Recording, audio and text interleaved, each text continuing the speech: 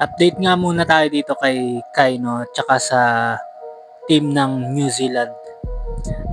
Kai Sotto hindi nga ba makakapaglaro kahit sa darating na window 3? At New Zealand naman naglabas na ng kanilang lineup para sa darating na laban itong February 26 no, kontra yan sa Gilas, Pilipinas no.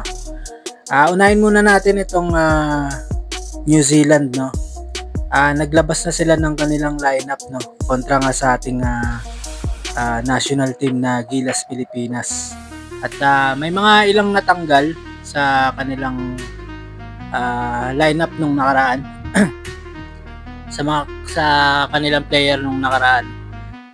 Siguro dahil ata sa injury kaya hindi makakalaro. Pero may mga bago silang dinagdag.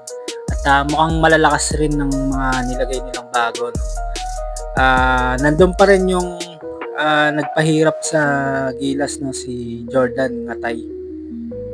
Yun talaga yung pinaka nakakainis na player no sa New Zealand. Grabing shooting nun ni Jordan Ngatay.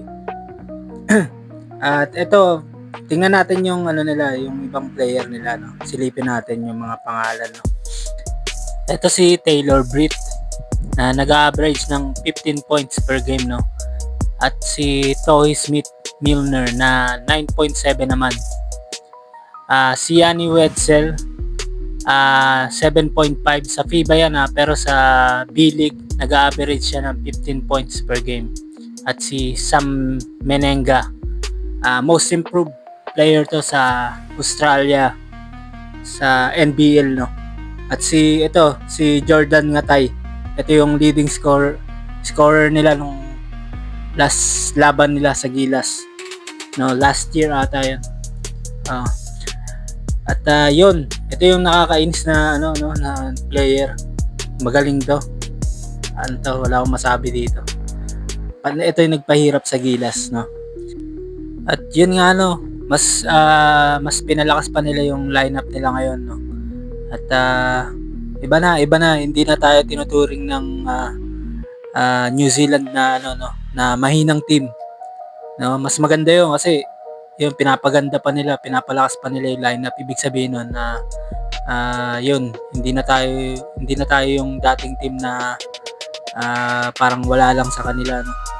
Mas pinaghahandaan talaga nila ngayon yung Gilas. At sabik sila ngayon bumawi sa Gilas no. Lalo na sa home court.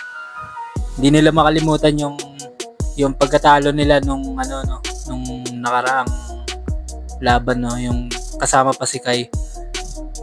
Yun, sabik na sabik sila makabawi dito sa sa home court natin no.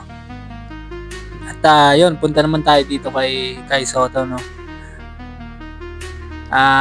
Possible no, posible no, or maybe mali itong ko no.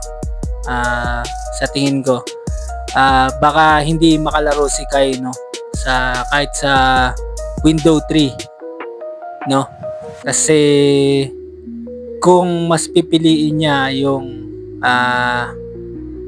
NBA dream niya no, baka magkaroon siya ng conflict sa schedule niya dito sa Gilas.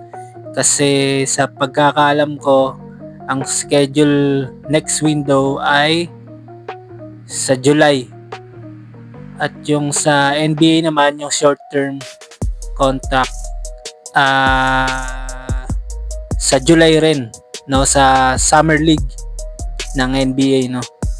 Kaya magkakaroon ng problema sa schedule, baka hindi makalaro si Kai Sotto no. Baka lang naman, hindi pa naman sure yun.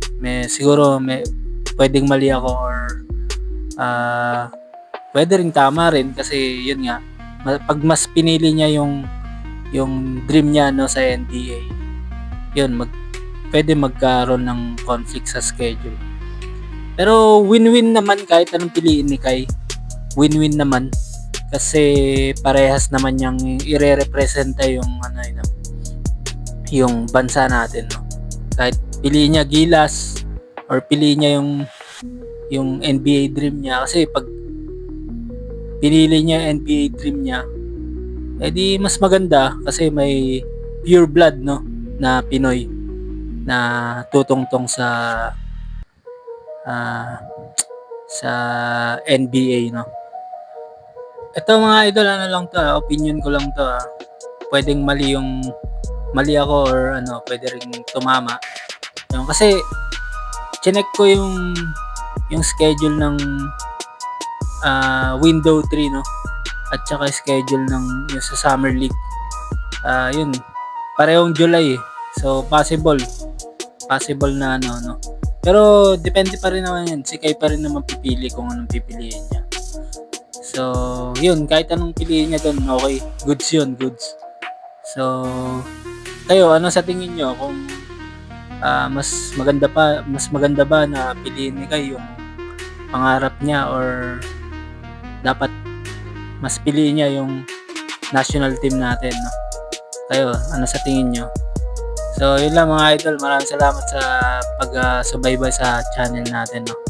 Wag niyo kalimutan i-like yung video natin, 'no. Malaking bagay 'yan, 'yun.